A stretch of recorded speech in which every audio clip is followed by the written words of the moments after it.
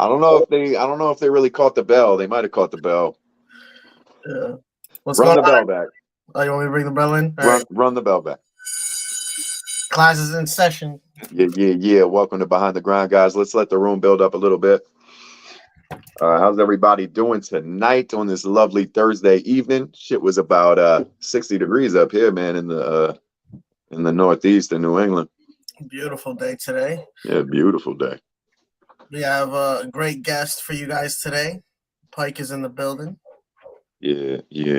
Pike in the building. We're gonna get into this interview in a little bit. Guys, what's up, man? Give us a like, give us a share. Welcome to volume 57. Let's go. Darrell, I see you, man. What's good? What up, Darrell? Give us a share. My Dukes, what's good? Oh, look who's in here, My Dukes. I love it. I love the support. What's up, guys? How's everybody? Sorry. Yeah, your mom told me at the show that she tunes in every Behind the Grind, but she keeps it on mute. So.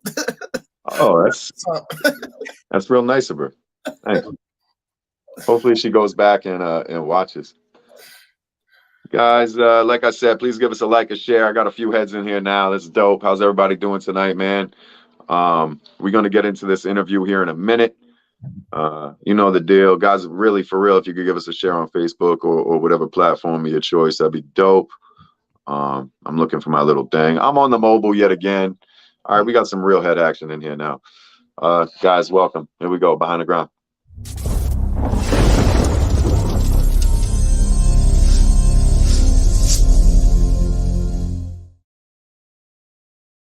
Yes, sir. Welcome Behind the Grind, volume 57. I am your host, Trip B. This is my co-host, Johnny Concepts. What's up? Yeah, we're going to keep peeling back the curtain on some of your favorite Grime Mode affiliates. Tonight, we got the homie Pike. Pike, what's good, man? Yo, what's up? Thanks for having me, guys. Of course, bro. Thanks for kicking it with us. Before we get started, let's shout out some people in the room. We got Darrell in the room. We got Mente in the room. JV Sounds, appreciate you. Said we had a great performance on Saturday. Jared Marino, what's up? Harry Balls, what's good? That's my guy, yeah. What's good? Then we got Studio 69 from Thailand. What's going on? Jesse, yeah, Johnny, good job, man. Yeah, guys, trips on the mobile yet again. CPU will be back in action soon. Guys, let's get into this interview. I appreciate the shout out on the performance too. That was dope. It was a dope event, Beast from the East. Maybe we could talk about that a little bit later, but let's get into this interview for now. Volume 57 with the homie Pike. So Pike, man, tell the people a little bit about yourself, like where you're from and maybe how you got the name Pike. The name Pike, real name, no gimmicks. It's my last name. It's been my nickname since preschool, I think. I'm from Grand Rapids, Michigan, originally. I'm out in Colorado. I've been out here since 2007. Lived just outside Colorado. Came out here for college. Oh, awesome. Yeah. So, when you were coming up, man, how did you find hip hop? Was hip hop something that was always in your household, or was it something that you came across later in life through friends and shit? Later in life. You know, I came up kind of like Midwest conservative Christian household. So I'm the oldest in the family. I don't have cousins. I have one cousin who's younger than me. So like I didn't have an older brother to sneak me his hip hop records like some of my friends did. So I actually didn't really get into hip hop till about like 8th grade. That was like 99. And a buddy gave me Dre 2001 and I think Old Dirty Bastard and like something else, and just like 2001 blew my mind at the time. And that started it for sure. I think I can like kind of almost pinpoint it to that one album in 8th grade. I think I know who gave it to me. And then like throughout high school, I started to dig into more underground stuff. You know, rhyme sayers and Def Jux, so like Aesop Rock and Atmosphere and stuff like that. And And that really got me, hooked. Because I think, I love that hip hop stuff, the gangster stuff. I love it. That's not me. So finding like atmosphere and finding somebody that rapped like stuff that I was into and kind of rap more like me showed me like, oh, I can do this sort of thing. I don't have to be fake or rapping about things that I don't do. So once I really discovered that underground, just bars and real love for the culture and hip hop, that's when I fell in love with it. And then, just student of the game, like I went back, like, all right, this is where I am at the time. I love this stuff. Now let's see, how I got here, and going back to learn, the history of it all and all the old records. And the really cool thing about it all was, when I'm listening to Atmosphere or Aesop or whatever, and then I go back and listen to Grandmaster Flash or something like that, I'm like, oh, that's where that line's from, or that's where that sample's from. And it just started, kind of snowballing. And, I listen to these new guys, and then all of a sudden I start doing my research and catching up. And really, I think that got me hooked. Well, that's what's up. So when did you really feel like that that you wanted to start making music yourself? Like, did that randomly like happen as like an idea that you had that you wanted to write music, or did you always have that in mind?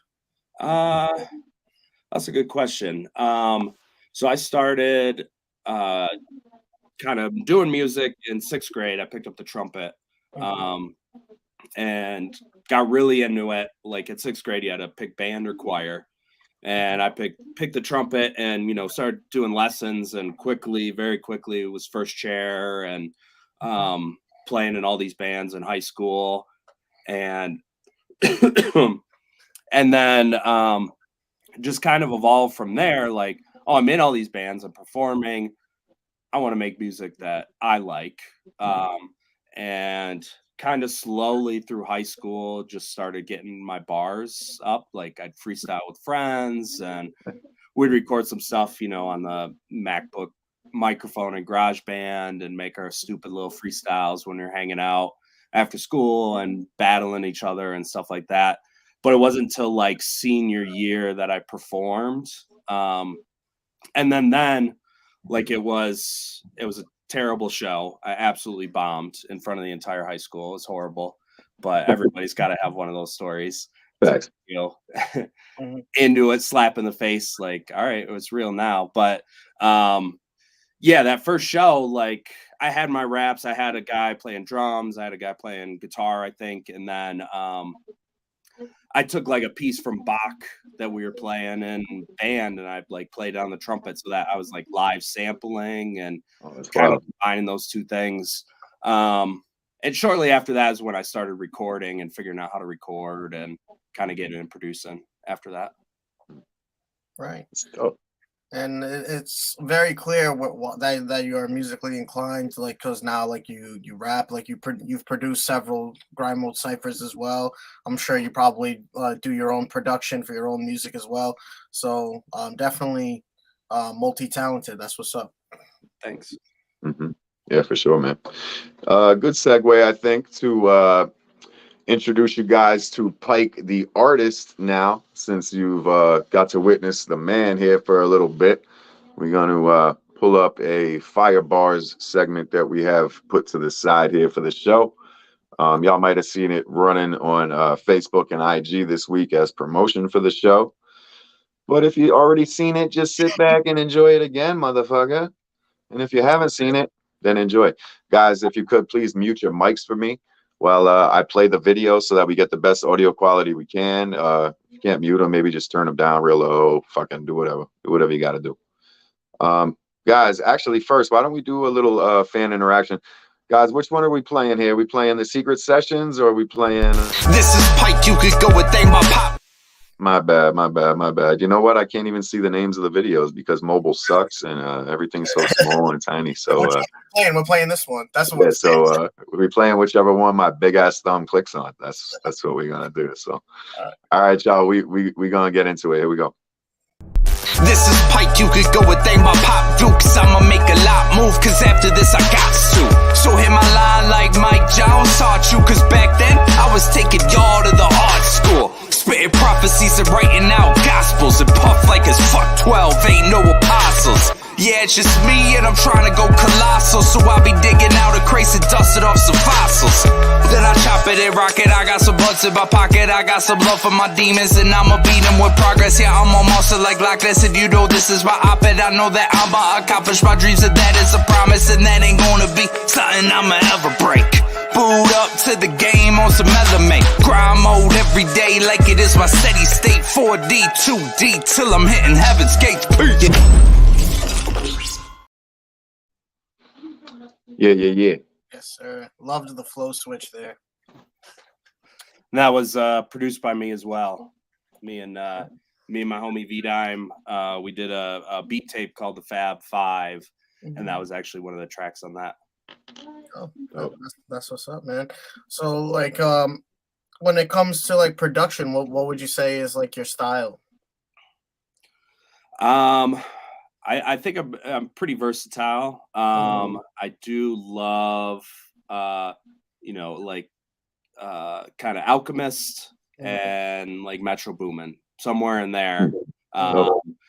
Harry Fraud is a big dude that I think I get a lot of inspiration and sound pretty similar to, just like that soul, boom bap, trap kind of all mixed up together. Cool. I feel that. So maybe you can talk a little bit about, before we get into some Grime Mode type shit, like what was it like coming up in your scene and stuff like that, like when you went from a recording artist to performing artist, because you can tell from watching your Cypher performances that you have pre-exposed yourself to live performances. So maybe you want to talk about like coming up in the scene and how you transitioned from recording your music and into performing your music, and how that improved you as an MC. Yeah. Honestly, I didn't really start performing until I moved out to Denver. So like I said, I started like right after high school is when I started recording. Did my first album, The Dollar Menu, with a buddy of mine. I like freshman year of college. And that was way back in the day. So I think we had MySpace. Like I didn't, there's no Spotify, it wasn't YouTube or anything like that. Sure. So we recorded that, but I didn't really perform much in Michigan. I think maybe I did like 1 or 2 shows, house parties and stuff like that. But it wasn't until I moved out here that I like got on a stage and linked up with a DJ. Once I moved out here, I was actually on Craigslist looking for people to jam with. Craigslist and Facebook, like, hey, I just moved here. Who wants to jam? And I was out here for music. So like for college, I had a lot of connects with people that were doing music and stuff like that.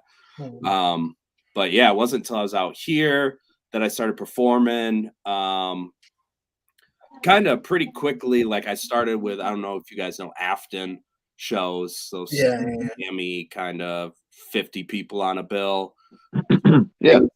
But at least I got on stage and got over the nerves and like, all right, I could do this. And it was pretty clear. Like I stepped on stage and people just like ran up to the front. Like, okay, this is somebody that actually knows what he's doing, and brought people and could perform, and really worked on my live show.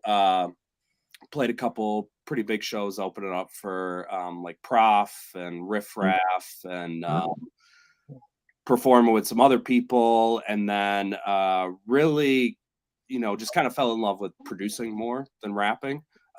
So I moved from the front to the back, and I started producing and DJing for a couple artists out here, and so we got to play some really cool shows, being on stage, and that's where I was most comfortable. I love, especially if I produce it and I engineer it, by the time we're performing on stage, I know your song probably better than you do. Yeah. I listened to it so many times. So Right. let me be your DJ. If you screw anything up, I got you. I could rap the song along with you. So I love doing that because it was a little bit of pressure off of me, you know, not having to be right up front, but still come out to the show. We're opening up for some really cool people. And that's definitely where I'm more comfortable. Just DJing or being hey, Pike's here. He's going to do the one verse on our album or something like that. So, right. That's dope, man. Like we said off camera, get in where you fit in. Yeah. You know? I've been doing a lot of, I slowly moved from rapping, being like a front man rap, to doing beat sets. Beat sets where I'll rap a little bit. I open up for Blockhead, who's a favorite producer of mine, worked with A$AP Rock. I opened up for him, I think that was last year.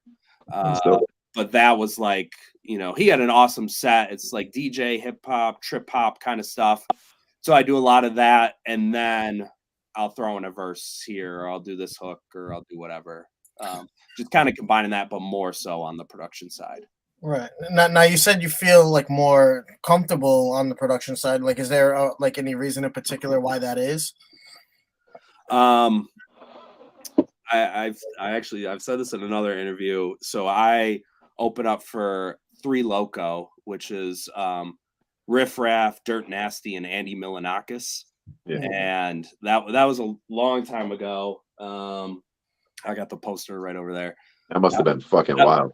That was an insane show. It was absolutely packed. I did not belong there, to be honest. But like before my show, I was outside just like ready to throw up. Like, there's so many people here. Holy cow. Like, I sold all my tickets. It was awesome. Like, I was ready. But then just like being up there, you know, 30 minutes, all those lines you got to remember, all the stuff. I don't think I have great stage presence, you know, the banter back and forth. And I was nervous as hell. So kind of after that, it was like, yeah, this is the full on rap stuff. I don't know if I want to just be the guy that's up there spitting for 30 minutes. Part of that might just be the musical background. Like some of my other sets, like I was playing trumpet and I had drummers with me and DJs, and it was a little bit more musical. And, you know, I had some cool delay pedals that I was doing some fun stuff with. I like doing that a lot more, but the straight, you know, 30 minutes of straight all eyes on you kind of thing. I hear you. Yeah. That kind of got to me. And after that, it's like, I don't know if that's the lane I want to go down. You know, all the songs were songs I produced. And mixed, and like I loved just being a little bit further off the.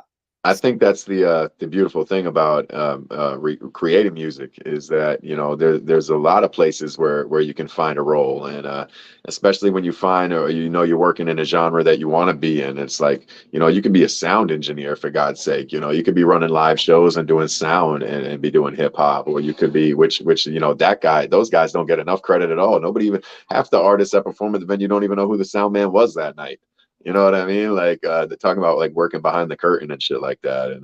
And producing certainly a little bit step back. But like you said, you know, maybe 30 minutes with the microphone wasn't for you, but to hop up on there for 5 minutes, spit a verse on a track real quick. And by the way, I produced all these beats you're listening to tonight, guys. Everybody have a great night. Ooh, Denver, give it up one time. Yo, mama's house, you know, and I'm out. That's it. That's all I need to do. Yeah, I could gush it all out for the 5 minutes that I'm up there for that one feature song or whatever, and just get hyped with my friends. But that front and center to keep that level up for 30 minutes with all eyes on me. I just don't think like that's my personality. Honestly, the DJ just adds so much more to the show too, like especially with someone that you work with a lot. Where they know your set in and out, and they know when to put dropouts, they know when to get the crowd going. So like, honestly, I think that's a great spot, as just as much as the MCs. You're right there, hand in hand, important. So absolutely. Yeah, it's kind of the same as you know, front of house. Like I've seen DJs ruin somebody's set, Definitely seen DJs ruin somebody's set, or front of Sure. house ruin somebody's set. But you could definitely make it a lot better. And you can kind of, same with front of house. If it sounds good, nobody's gonna care really. Right. You're gonna make it sound good. They're gonna care if you fuck it up. So Big facts. I think that's kind of the role of the DJ. Don't screw up this guy's set, because I've been those DJs where, hey, we got 7 people. Can you DJ for everybody? And I don't know who the people are. And that's very much just like, don't start cutting, don't start dropping, because you don't know these songs. You are going to steal these rappers' flows. So you can enhance it when it's somebody and the music like the back of your hand, and then you can make the set really dope. Yeah. Cuts and drops and switch overs to different beats and stuff like that. I love doing that. That was a lot of fun. Right. Yeah, guys, a lot of artists coming up, and even artists who have a few their foot in the door or whatever, they like to think that like, oh, I need to have a tie-in with a producer, and I need to have a tie-in with a video guy, and I need to have a tie-in with this and that. Get a tie-in with a fucking DJ too. You guys need that tie-in with that DJ. That's a critical connection, because although the live show is somewhat dead compared to 5, 10, 15 years ago, 20 years ago, the live show has slowed down a bit to that. That's where these guys still get their bread and butter from. So you have a DJ who can connect with you on the stage and turn your show from an 8 to a 10 is like really big. It's just like having that producer who takes your bars and elevates your bar game to from an 8 to a 10, because now you got the right sound behind you and stuff like that. So it's all productive. It's all stuff you need to package and mold yourself into a full artist in this game. And big point. And that's what I usually tell artists that I talk to, like, come work with me, just because I've been in like all of those positions. I've been the engineer, and I've been on the other side of the booth as the rapper. I've been the producer. I've been, center stage as the main guy on the flyer as the rapper. I've been the DJ. I've been the front of house guy. I've run live sound. Like, I've done all of that stuff. So I have experience doing all of that. And, just knowing, there's little things like, come work with me. When we're done with the song, I'm going to make sure you have a show mix. I'm going to make sure you have your instrumentals. I'm going to make sure you have this. I'll help you get a show. Come out to Denver. I'll put you in touch with booking agents, things like that. That they might not be thinking that far ahead. And then, oh shit, I got the show. Remember that song we did 5 years ago? Right. Yeah, I remember it. I deleted it. No, I don't have your show mix anymore. So come work with me. I've done it all. Right. Facts. Yeah. Been there before, done that. Yeah. It's good to know people are still trustworthy in this game. Jesus. What was I gonna say? All right, so that's dope, man. Dope little backstory to Pike and your upcoming and shit like that. Now we can talk about Grime Mode Cypher a little bit. Like, what was your first Grime Mode Cypher event? And actually, hold up. How did you end up even hearing about Grime Mode Cypher? So I was working on an album that dropped last year. It's called PB&J. That it's on the Grime Mode YouTube page. Definitely check that out. I was working with this guy from Queens, Jam Young, and he came out. We actually recorded it all here in this basement. He came out the first time he came out, I don't know, 4 years ago or whatever it was. We were chatting, and they had just done, him and the other guy that was out here was the producer, and then Jam was rapping on it. I think it was something in the Bronx. I don't know if they're all named the same, Bars in the Bronx or something. Mm-hmm. That must have been I don't know, 2018 maybe, something like that. And they said, hey, we just did this thing, you should send in some beats. And so after that I sent beats to Lingo, and I had something dope in that first email that I sent him. And I think, so I was just looking earlier this week. It was like 4 years ago that my first one dropped.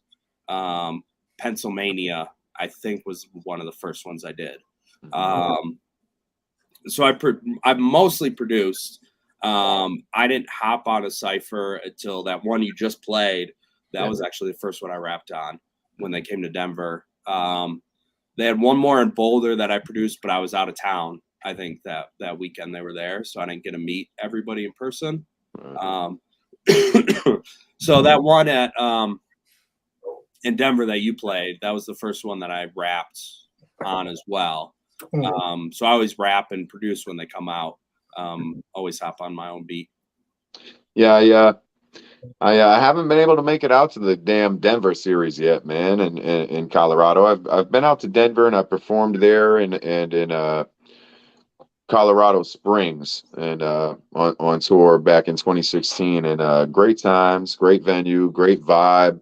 You're actually in front of people who want to watch a hip hop show and want to hear dope hip hop music, and it's almost like a 180 as opposed to where we're at over here in the Northeast. Although I must say, this past weekend show, Beast from the East down at Alchemy in Providence, was a fucking smash, and we had a really great time this past weekend. So shout out for that. But yeah, I got to get out to Denver, man. You guys really hold it down for us out there, and the ciphers are always dope that come out of Denver and shit like that. I'm always looking forward to seeing those. But I just got to get my ass out there.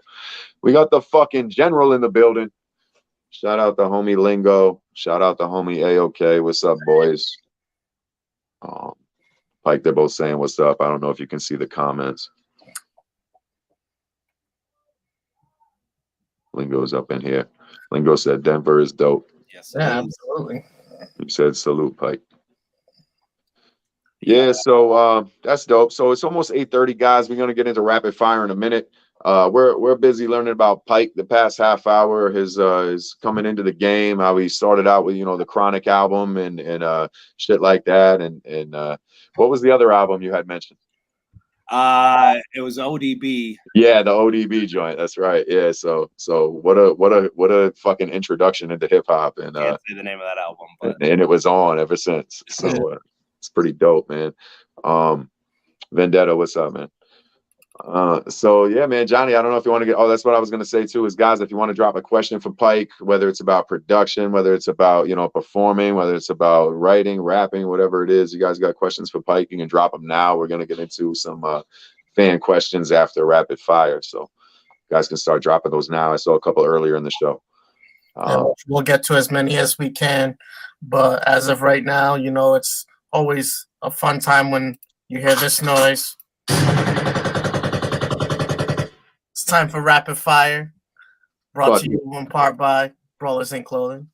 So we're gonna get the two. Oh yeah, you don't have the timer anymore. No, I don't. But I don't have the timer. But you're gonna have to set one up for us on your phone. Yeah, I'm gonna set a timer on my phone. So I can stall till then. We're gonna go in for 2 minutes.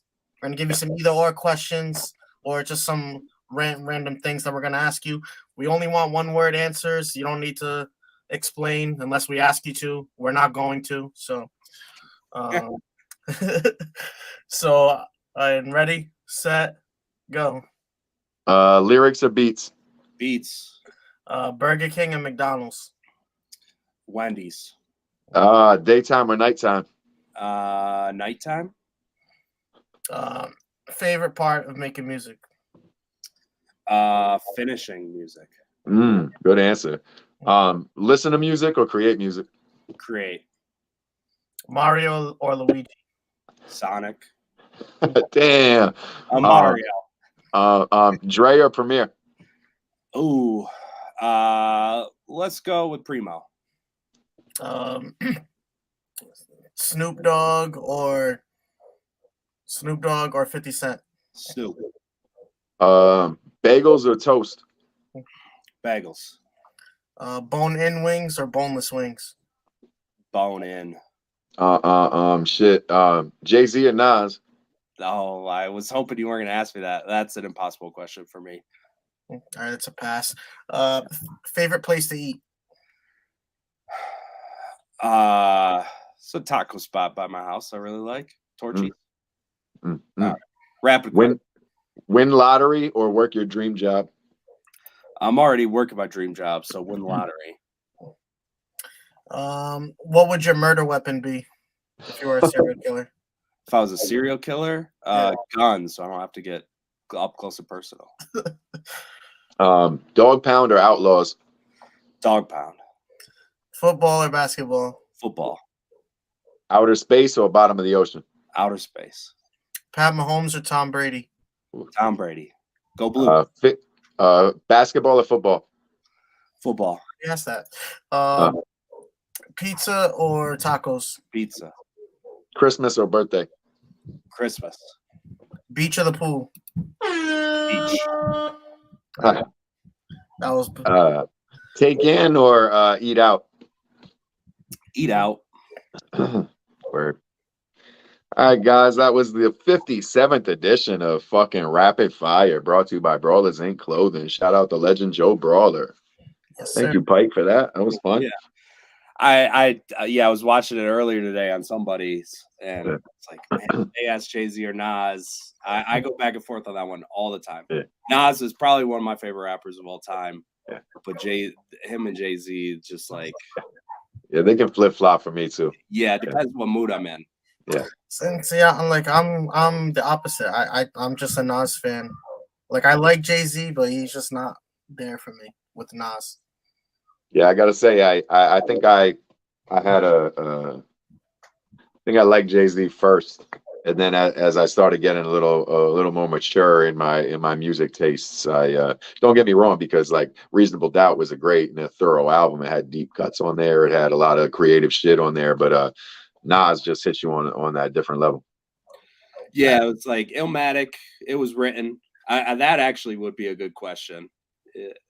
I'm always one of those it was written kind of guys, but We got a special guest. like that against Reasonable Doubt and Blueprint, like, man, Right. that's tough. Right. It really Guys, is tough. Is it a bird? Is it a plane? It's fucking Batman. No, it's A-OK. It's still Yo. just as good. Just as good. I mean, he could very well be Batman. Have you ever seen Batman and AOK in the same place? No. Exactly. No, I have not. A-OK, what's good, brother? Yo, what's good, y'all? Pike, man. I just wanted to stop by, bro, and give you your props, bro. You a dope freaking producer, man. Goddamn, like that. You know what beat I'm talking about? That last one. Facts. I really That- appreciate that, man. Thank you. But yo, dope bars, dope producer. Definitely love what you're doing, man. Love it. Like you are on a grind always. You're just staying like doing dope shit. And I know people are gonna love that verse from you tomorrow. Yeah, I'm excited. Absolutely. You've been holding it. We were gonna get into giving us blue balls on Mhm. that for sure. Yeah, my promo game is uncontrollable right now. Does it actually drop at midnight? It's already dropped in Europe. Yeah. Yeah, so it yeah, drops it's- at midnight. Yeah, Okay. got Okay. a few hours. Yeah. Somebody So, who's yo- from Thailand, tell him Right. go I'm straight. I'm about to right move now. real quick. I'm about to take a Oh, 4-hour yeah. flight just to bang the shit for 4 hours on my 4-hour flight back to fucking the States. Let's go. Let's go. you Yo, guys drop Yeah, some- that's just Drop wanted some to. GMEs real quick, guys. My bad. Drop some GMEs if y'all are excited for the fucking Fierce Dart single tomorrow off the Grime Mode album. Let me see a couple of fucking GMEs in here if y'all are looking forward to that. Yeah. Yeah. Well, okay, you got a question or anything? Nah, man, that's it. Or I mean, just- I already know what Pike's end goal is. Yeah. He's on his Just- grind, bro. We just already giving- know. just Grime giving out Mode flowers every the day. day after Valentine's Day. I feel you. Giving out some stale flowers. Yeah. Sorry, bro. I did That's a it. day late. Whatever. Mhm. It's all right. Better late than never, they say. All right, yo. All right, Peace out, okay, y'all. man. Peace, brother. Thank you for stopping by. Yeah. So the GOAT has left the chat. So in case you guys didn't know what they were talking about, the Fierce Darts single is coming out at midnight tonight. Pike is on that song. Is that correct? That's correct. Yeah. Yes. So definitely tune into that. A teams on this one. Yeah, it's definitely a fire a track. I got to hear it this past weekend. I hadn't heard it prior to that. But I had heard a couple verses prior to that live, but not the whole joint. And definitely a dope ass joint. Really looking forward to seeing the video, which I have not seen yet. Just heard the audio. So we shot that last time they were in Denver. So they dropped all the Denver ones. They dropped one of the Denver ones that I produced that I wasn't rapping on, and then they've been sitting on this Fierce Darts.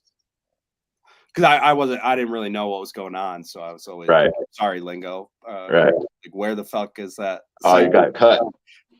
Yeah, it ain't happening. You like that lineup? What the hell? Where's the Cypher? That was a fire lineup. Yeah, they were holding it. Cypher as well. Oh, that song. What's up? Did you produce that song as well? No, it's Snow Goons did that one. Okay. Yeah, I produced another beat for some other guys in that Denver the last time they were in Denver. And we shot it that same day. But they've been keeping that in the vault. That's funny that you didn't even rap on your beat, but that's cool though. Yeah, they wanted me for this other one. So. Yeah, because did you all honesty, did you enjoy the Cypher that your beat was did you enjoy the MCs who spit on your beat?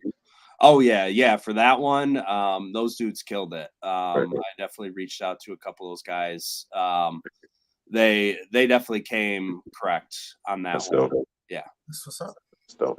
Yeah, just for a little a little taste of if there are producers watching. I know Dead Phones is in the chat a lot and stuff, and it's like, well, I think a good question is something that I want to know is like, what's more fulfilling and what feels cooler to you is like listening to the Denver Cypher where it's your production but you're not rapping on it, or was it cooler to watch the video where you see your logo pop up as your face pops up and you come in with your dope 16 and shit? Like, which one was more fulfilling and cooler to you to experience?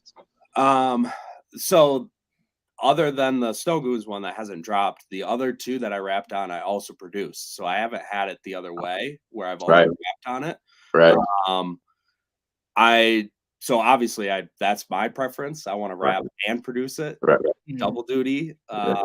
Great answer. Yeah, I like rapping. Getting the face. Like usually it's just a little quick logo at the top. The beats always they're always smacking, and everybody does their thing on them. There's always one like super dope verse on everyone. Everybody comes correct, but somebody always wins. I mean, that's what you're trying to do. At least in the Cypher, I think somebody always comes and kills it. So that's always a dope feeling to watch that. And, ooh, that guy got it. He hit the pocket. He had the bars. Like that's a dope feeling. Yeah, like I couldn't have done it better myself. Type. Yeah. Dope. I like to think if I'm rapping on it, I got the best verse too. Yeah, we'll see. Yeah, that's kind of cool too. And it's like on the ones where you're producing and rapping, it's like you do get to test your pen against your production against other MCs. Like, damn, I better kill it. I can't let one of these motherfuckers outshine me on my own shit. Yep. Yeah. Let's go, Pike. Yeah. So like that's kind of cool. Motivation. Yeah. Exactly. Yeah, that's super cool, man. Dope. Now, on the ones that you have been on, do you feel like that you had the best verse on yours? That the first one he played, no, actually I don't. Somebody else had a doper verse.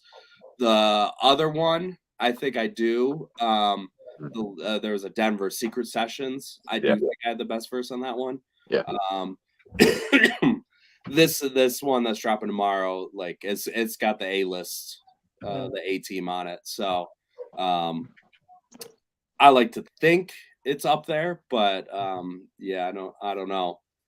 So did you know the lineup for Fierce Darts, the first single off the Grime Mode album? Did you know the lineup for it as you were writing it, and did you feel any extra motivation or pressure from that, or did you not know at all? That's a good question. I think I did, because to anybody that hasn't done one before, you get a group message like, hey, here's your beat, here's where we're doing the shoot, here's what time to show up, and everybody that's in your Cypher is in it. So I've been on those with the ones that I produced, like, hey, here's the Pike beat. So I think I'm pretty sure I got that group text before everybody started writing. Oh, that's what's up. Did you feel extra motivation when you saw that it was some of our A team on there? Oh yeah, absolutely. Yeah. I felt honored. Honestly, I felt honored to be on that, and knowing that it was the Snow Goons, and like I didn't know the full plans for like the album and all this other stuff at the time. I don't think, but yeah, knowing that, especially even that shoot, like I had a beat in another cipher, but they were like, "Yeah, we want you to rap on this." So that I think that was really dope, and that felt. Well, I think it's a good segue moment then to just play the verse now, because we're professionals and this is what we do. This was all planned. I said at fucking 40 minutes into the shit, I'm playing the second verse. Bang! Look at this, perfecto. All right, guys, if you could do me a favor, mute the mics again. Poor favor. All right, here we go, guys. Secret sessions. Johnny Mosley, how this mogul going global? A 40 on the logo, yeah, I'm always on the go though. I rarely pause for photos, chop it up in the dojo. Hey Siri, hit the wifey. Calling Jackie Mobile. Let it ring like Frodo, yeah, that's for the promo while I'm raising Dolo. You Manolo and your bitch a Yoko Ono. Yeah, I'm pitching out a no-no, you ain't hitting off the throtto. Got a white girl like Coco, know a pussy getting ocho. Stomping on the kitty, this my city. Is you is or is you ain't really fucking with me? I'ma stay busy. If you down, then come around and come link with LFA. I pen another essay while I'm working on my nest egg. Smoking on some methane that'll leave you with some chest pains. Yeah, I'll beat my sensei with some motherfucking head games. Yo, I'm spitting flames with a child in the game. So come find me on the stage smoking dimes or getting paid. Yeah. Shit like that. I don't know what my favorite part is. That's how you know the whole verse is dope. It's like usually, you know, like people have told me before, man, like every verse you spit, there's like a hook somewhere in there, and you have like this one line that's just super dope. Well, that verse right there, it's like that whole shit's a quotable, I feel like. And it's just super dope to me. I love that verse. Facts. And the Siri part was very creative. Yeah, super creative. Like I wasn't sure if I was allowed to do it, but I did it anyway. Oh, we're allowed to. Yeah. Oh, you're allowed, motherfucker. There's no censorship up in here. Yeah. Can't do your dubs, you know, some of that stuff. Just one verse, but it's so cool. I had people hitting me up all the time, like, "Whoa, that Siri line on my Facebook feed for like a week." Yeah. Right. Yeah, that's super cool. That shit. You know, we need to take that Firebar clip and try to post that as a short or as a reel and see what kind of numbers that does, because I feel like that has potential right there. So yeah, that would be super cool. Just the timing of it and everything, it really hit. And you could hear the crowd reaction in the background too, because you know it's what we do with the editing process. Just leave a little bit of that perfectly in the background, and you could really tell in watching the video how it hit in the real time. So it was super cool. Yeah, and not to mention that beat fucking slapped too. Yeah, thank you. Yeah, for sure. Yeah, beat was crazy. Flow was crazy. Lyrics were crazy. Total package right there. I give it 10 out of 10. This ain't a review channel, but 10 out of 10. Yeah, that was like I said, I've only done the 2 verses. That's my favorite.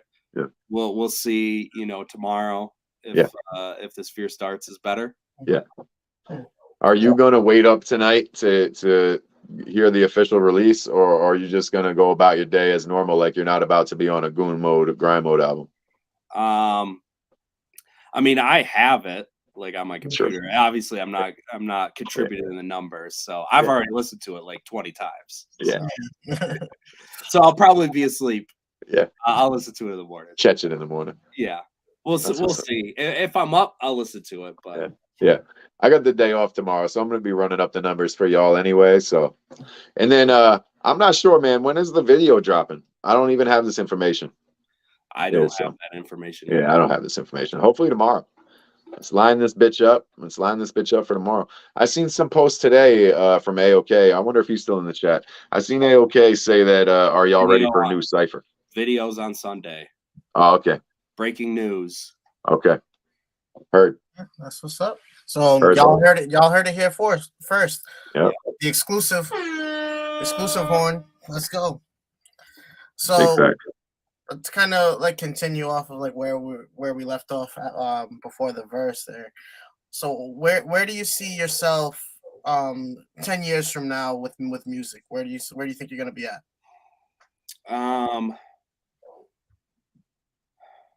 Doing numbers. Like I don't want to get in the whole whether Grammys are cool or not. I want a fucking Grammy. I don't care if you don't think they're cool or not. I want a fucking Grammy. Mm-hmm. So that's like my big audacious goal. Whether I'm gonna get that with music, or I actually do audiobooks. I'm an audio engineer. I'm on the Grammy committee. I've submitted stuff. I vote.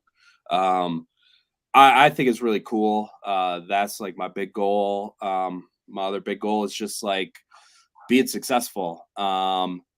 I will say, the last couple months I've been really trying to reach out to more people and reach out to artists. And it is insane when you hop on Spotify and you just put it on shuffle, how many people have millions of monthly listeners that you never heard of.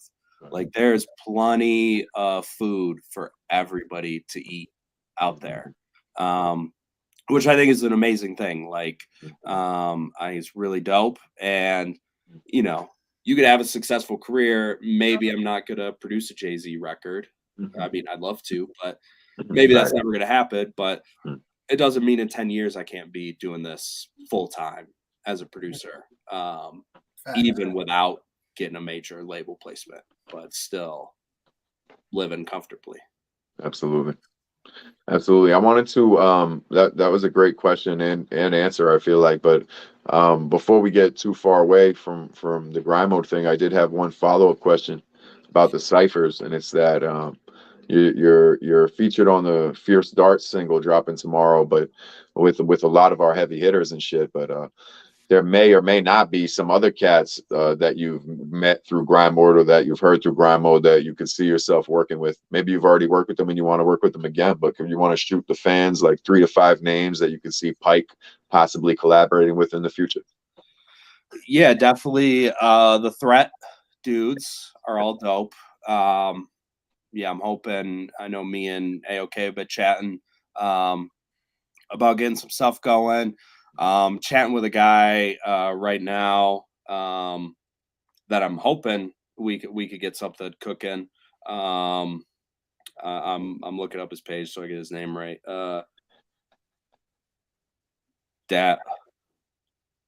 What is it? Something of the Prophet. Yeah, I can't remember. Oh, Details. Details. That's what it is.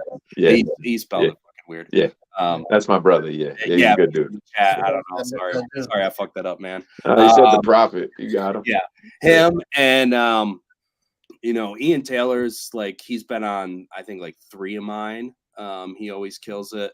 And then I know Cap. I think he has a couple beats for me. I'm not sure where we are in the process of that, but hopefully some of those are dropping. And Vendetta just put in the chat that he would love to work with you too. So, all right, let's get it. He didn't say that. He said, "I would love to work." Capital, yeah. All right, hit me up. Yeah.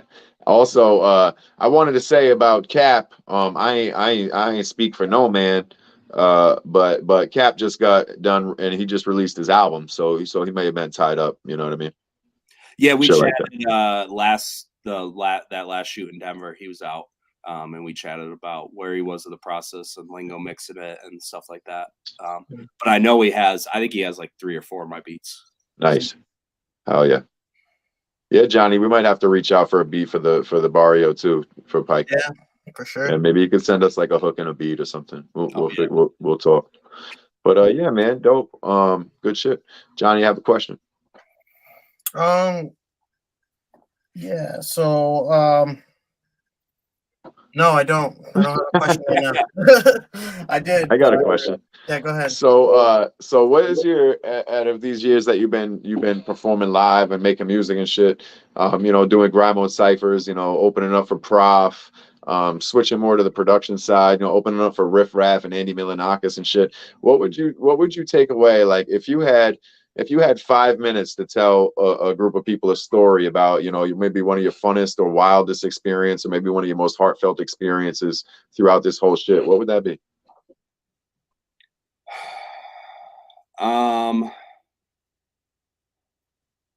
funnest experience. Yeah. So I did go on tour with Jam, Jam and DJ Ray Black. We did a small Midwest tour. I'd never toured before. That was, I think we were kind of talking about that before we went on. Like, I got that rapper, got the feel of that life only for a week, maybe.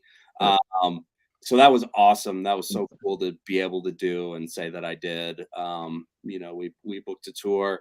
I was with some dudes from New York who don't have driver's license, so I had to drive the entire time. That kind of while they were drinking in the back seat, so I didn't like get the rapper experience. But that was an awesome time because I love Jam, working with Jam, Jam Young, because it's just go. Like, we're homies, we hang out, but every time we get together, we got a video, we got a interview, we go studio, and then we got a show, and then we're doing this, and then we're shooting content. And I love those experiences of, while maybe I don't do this full time, like this is my full job, those weeks or long weekends to just be like, this week I'm a full-time fucking rapper. Exactly. Do this, and I love it so much. So I would recommend, like, even if you're doing this a hobby or you're doing it part-time, to have those moments where you're just like uninterrupted, at least a couple days to live that life and do it full-time and just see how much joy and love that brings you, because it's awesome to do. Bro, well said. Well fucking said, bro. I agree 120%. It's literally the moments that make up our lives, man. And this is what we choose to do with those moments. And we have beautiful moments doing hip hop music, just like people have beautiful moments going to art collections and basket gatherings and whatever the fuck people be doing. But this is a great hobby to have, whether you take it as a hobby, whether it's a part-time job, a full-time job. I like to call Grime Mode Cypher. Me and Five Hip Hop were just talking about this at the event, and it's like, Grime Mode Cypher is like a journey, and it's like, we have people involved with Grime Mode Cypher who are at all phases of their journeys, and people who just started, people a quarter of the way through, halfway through, and so on and so forth. And it's beautiful to meet these people and hear you guys' stories and shit like that, man. So just kudos to you, man. I don't know where I was going with that because I'm high as shit, but it's what it is. So you mentioned earlier that you obviously have those aspirations for a Grammy. So say years from now you do win that Grammy, you have that influence under your belt. Like, what are some ways that you would use that kind of platform to like uplift your community?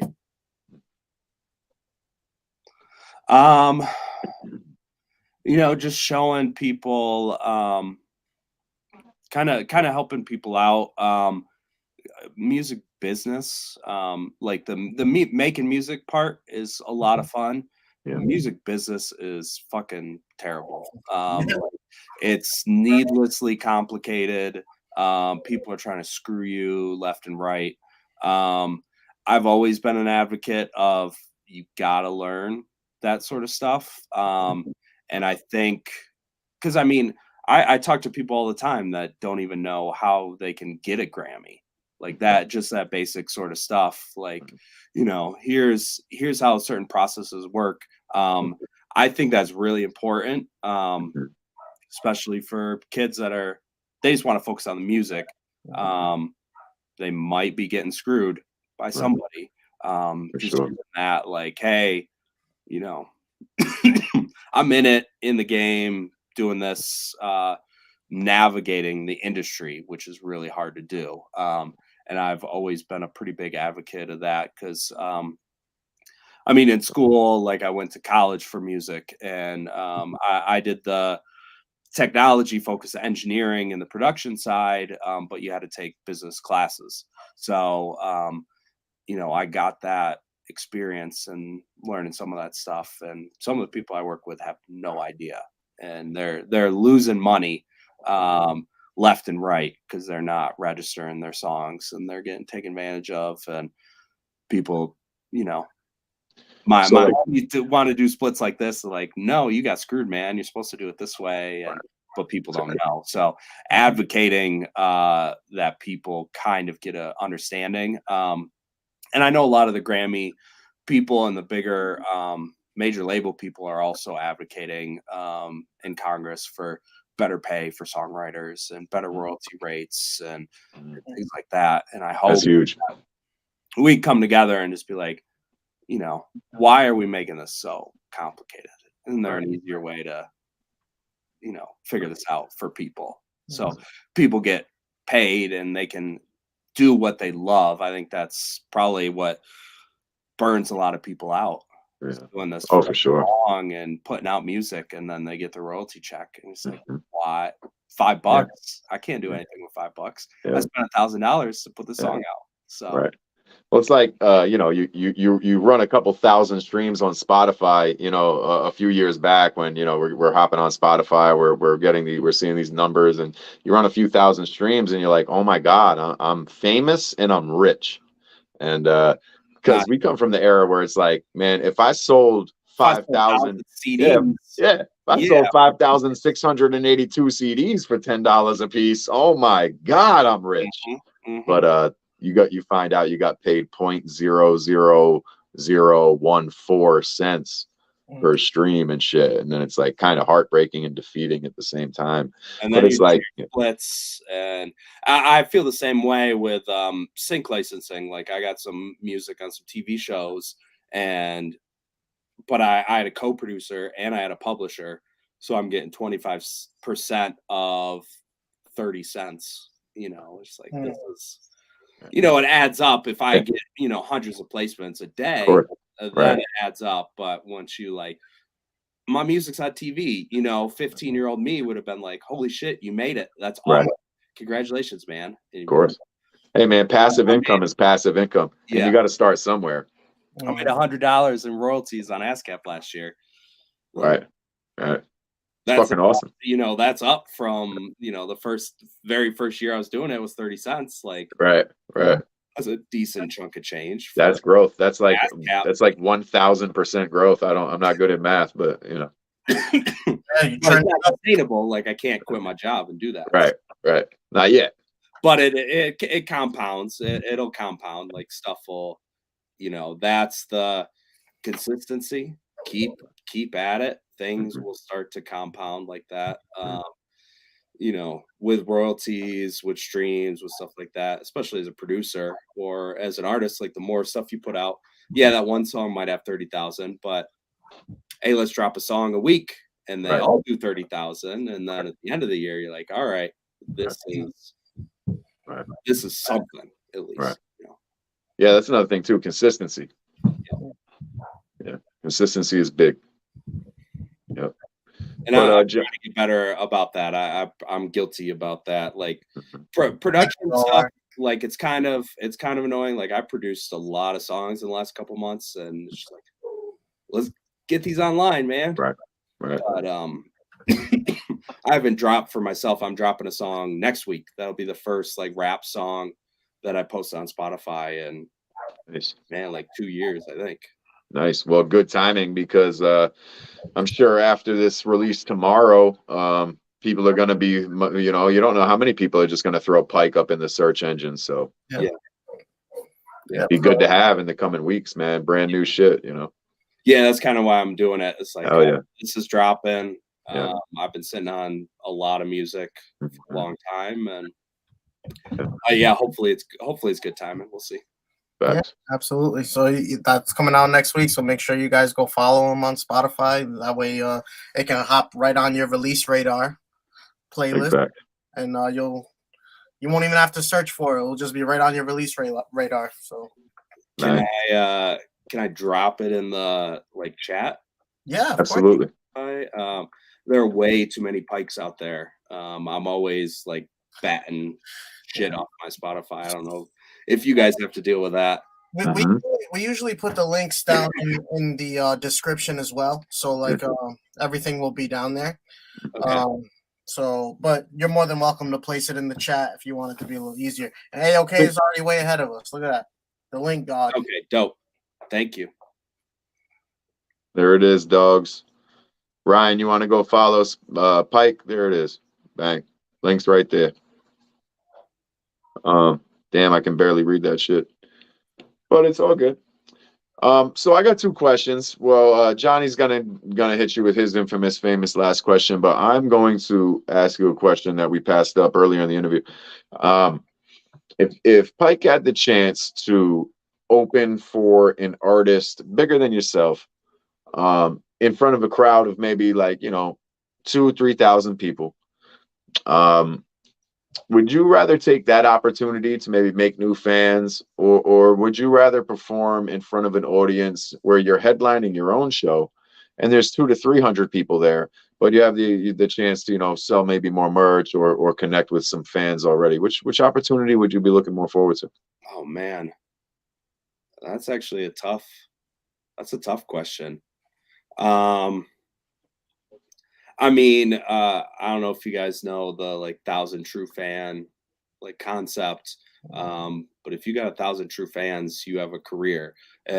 True fans that'll buy anything you put out. I got a hoodie dropping, $30. There's 30 grand. Right. I got a new album. So to be headlining a show with 300 people that came to see me, that's putting me well on my way. I think that'd probably be better, better ROI, because they're obviously they're there to see me. They're already fans of me. It would be dope, to open up for Atmosphere, A$AP Rock, or somebody to a couple thousand people. But then you still gotta perform, and you gotta win them over, and then you gotta network afterwards. And I don't know, out of 2,000 people, just with the odds of me, how many people I reach out to a month to get on a phone call and stuff. I don't know if I'd be able to connect with 300 people in a crowd like that if they're not there to see me. Hopefully I'd win them over. I get 50 to 100 people, but I think I'd pick the 300 to see me. Yeah, you go kill that show in front of the 200-300 who came to see you, and they got their phones out, and now that 300, the next show turned to 450. Yep. And that 450, and then you're halfway to your 1,000 fan thing. Yep. And then you can build off it that way. That's a really dope thing. As a matter of fact, a well-known East Coast underground artist named Chris Webby actually told me something very similar one day when I opened up for him in Providence. And I said, how did you get to be in your position where you're getting paid to, tour internationally and nationally? And he said, I said, where do I start? And he goes, well, if you can get 300 people in a room to see you, was literally what he said. You can get 300 people in a room to see you. That's what you got to do. That's all you need to do. And you basically literally just said the same thing. And that question pretty much implies the same thing, where it's yeah, man, if you can get 300 people in a room for Pike, and they're buying tees, and they're buying albums, and they're buying flags, and they're buying wristbands, and they're rapping along to your words, what's going to beat that? Yeah, that would be such an amazing feeling. I actually didn't even think about that part of it too. Yeah. Those 2,000 people would all be standing there just going through, what do you got? Maybe they'd be into it. I've had that experience before. I played a show out here with a group. We debuted one of our songs. We were opening up for Bone Thugs, and there must have been 2,000 people there, and that was awesome. And by the time we got to this new song, and I got to do my verse, and to see little pockets of people just all right, this is dope, and jumping up and down. That was awesome, but I didn't know the lyrics. I didn't know who the hell I was. If I had just a feeling of 300 people rapping back to me and singing the chorus, when I open up for some of these people, I don't know if you've ever seen Prof, he has a crazy live show. Those people go insane. Yeah. They're so hype. I can't imagine how awesome that has to feel. Yeah. Yeah. Absolutely. I would love to see Prof live. Yeah, he's one of my underground goats right now. So I'm really fucking with Prof right now. He's a while. I've seen him. I think I've seen him 3 times. I opened up for him once, and I've seen him 2 other times. He's nice. Yeah, he's bucket list for me. But Johnny, go ahead. All right, so we're gonna hit you with the final question of the night before we get out of here. We ask this to every single person that comes across this stage and platform. So you're at a restaurant, your favorite restaurant, that maybe that taco joint that you like so much. Yeah. So there's 6 chairs at the table. You're sitting at one of those chairs. At the other 5 is anyone from any walk of life. Could be dead, alive, could be a fictional character from a movie, whatever it may be. Who are those people that are at that table with you, and who you would want to have that like real dope conversation with over dinner? Man, how many people? 5? 5. Yeah. 5 other people. Man, that's a tough question. I feel like I'd probably want to like switch it up and get a bunch of different people. Just like people that I like. Tiger Woods, first guy that comes to my mind, because I was watching him today. Yeah. Maybe like as far as rappers, everybody wants to have dinner with Jay-Z. If he's gonna come, yeah, I might as well. I'm gonna take the money if I'm offered, but if he's coming to my fictional dinner, yeah, sure, bring Jay-Z. Oh man, I would say, the first thing that came to mind, like a party, somebody that make it fun and wild, I'd say like Chris Farley. I bet that would make it wild. That would probably be a pretty wild dinner. Yeah, I don't want to I'd want to have fun. I think I don't want to. I like Bill Gates, Elon Musk. Like, Yeah.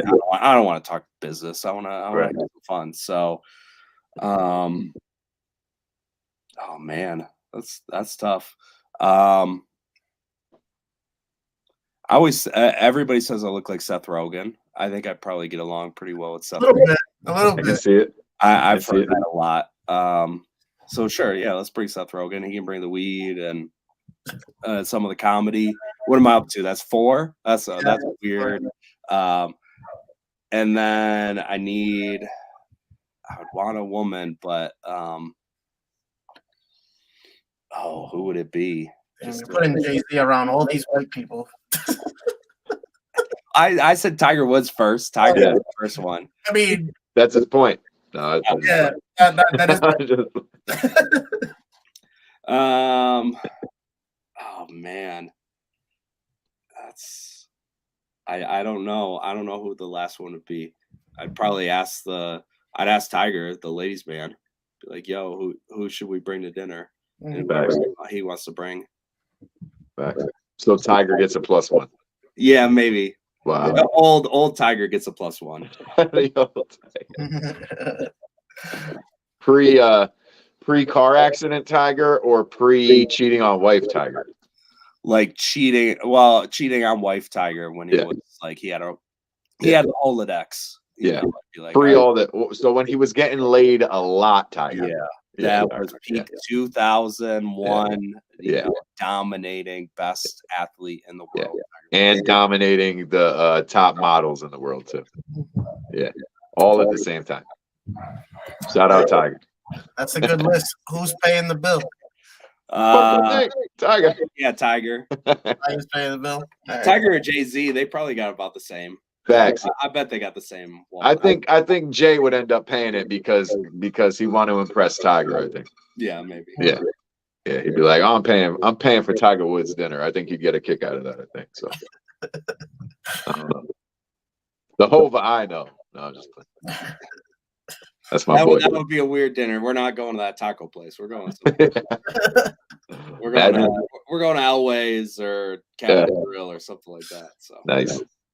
That's dope. Well, Pike, man, if you got any final shout outs or if you want to tell the people what you got coming up next real quick or whatever, the floor is yours, my man. Yeah, definitely check out that link tree, pike4d2d.com. Fill out the form there. I'd love to work with anybody. Shoot me a message. Like I said, Fear starts tomorrow. Brimlow next week with Jam Young. Me and Jam are sitting on a bunch of music. Hopefully is dropping soon. The other project I'm working on, if you love your lo-fi chill study beats, I have a side project called Third in Forever. Definitely go check that out. I got a new album coming out soon. Just submitted to the publisher, so that'll be coming out soon. Those are doing pretty well. Help me run those up, and yeah, definitely let me know what you think about the Fierce Starts. Thanks. Yeah, make sure you guys go follow him. Really appreciate you taking the time out with us. You're very interesting interview, so very well spoken. So thank you for kicking it with us. Thank you for everyone in the chat that kicked it with us as well for the whole hour. Thank you to Trip. Oh, I get a thank you too. Yeah, thank you. Oh wow, damn. Appreciate damn when you the on. Yeah, the co-host, when the co-host thanks the host, that's like I'm really getting flowers now. Yeah. Yeah, no, I appreciate it. They're dead flowers, but yeah. Oh, damn. See, I said too much. I should have just taken it and just shut up. But it is what it is.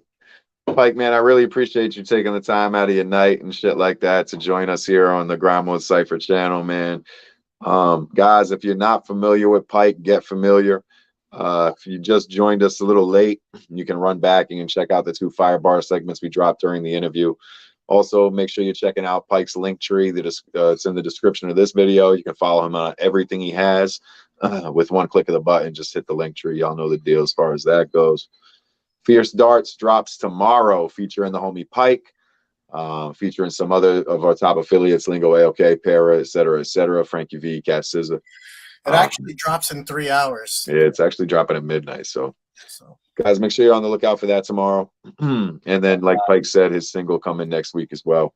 Yeah, search Grime Mode Cypher Pike if you want to see some of the stuff I produced. I don't know if I have a playlist on Grime Mode yet, but if you search that, you can check out PB&J, which they uploaded. You can check out the review I did with Lingo and AOK. Definitely check out that album. But yeah, if you search Grime Mode Cypher Pike, I think that's going to bring up pretty much all of the joints that I produced as well. Good shit. Good shit. All right, guys. Well, this has been volume 57 of Behind the Grind. I am your host, Trip B. This is my co-host, Johnny Concepts. Pike. Say peace to the people, man. Peace. All right, y'all. Thank you, guys.